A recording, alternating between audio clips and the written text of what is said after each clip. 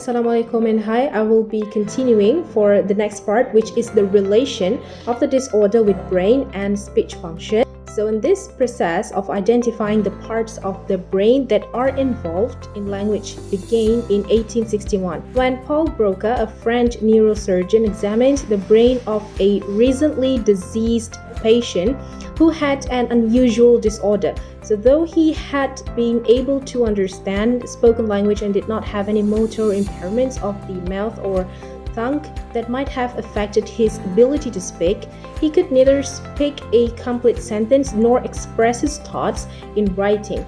The only articulate sound he could make was the syllable ten, which had came to be used as his name.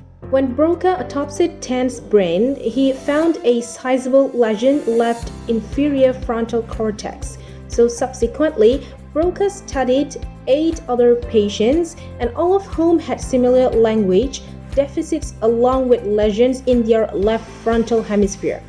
This led him to make his famous statement that we speak with the left hemisphere, and to identify for the first time the existence of a language center in the posterior portion of the frontal lobe of his hemisphere.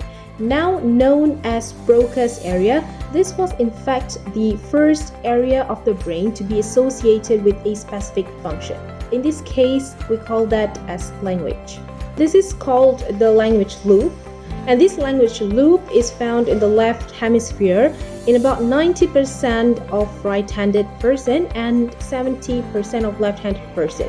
Surprisingly, this loop is also found at the same location in deaf person who use sign language.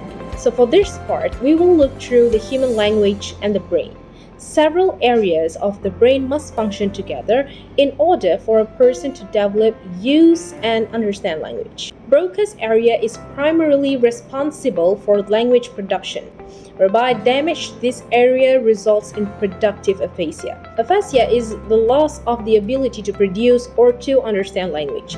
Without the brain, there would be no language, and the human brain has a few areas that are specific to language processing and production. So when these areas are damaged or injured, capabilities for speaking or understanding can be lost, and the disorder is known as the aphasia. This area must function together in order for a person to develop, use, and understand language. So for the Broca's area is located in the frontal lobe of the brain that is linked to speech production. And recent studies have shown that it also plays a significant role in language comprehension.